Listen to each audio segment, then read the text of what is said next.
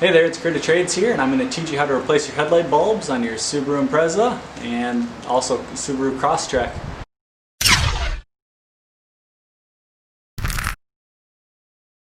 So here for the driver's side, there's going to be one little clip right here you're going to need to take out. You probably have a screw, and then you can use a flat bladed screwdriver to pull up on it.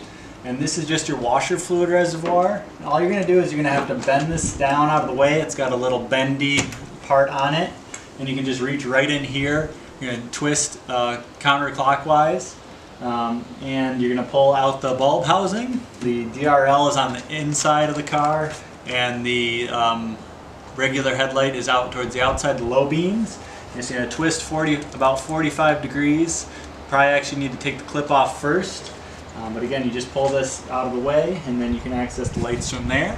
And then to install, again, you just, after you put your bulbs back in, I'm just going to put this back on here, push that down, and that's all it is for the driver's side. So for the passenger side, it's very similar. You just have to take out two clips right here in your intake, and once you take those out, again, they just pop right up and out. Take your intake out, it slides in and out.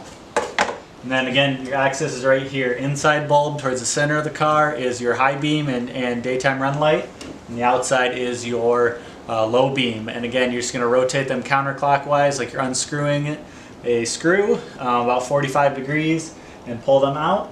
And it's actually easier for some of them, the outside ones, the low beams, to actually unplug the clip first and then turn them sideways, especially on the driver's side because the battery is kind of tight in there. And it's actually really simple. And then to put it back, then you're just going to put this back here, slide it back into the air intake box, and put your clips back in. And of course, if you're a real mechanic, you're going to use a zip tie instead of your clips because they're the duct tape of automotive world.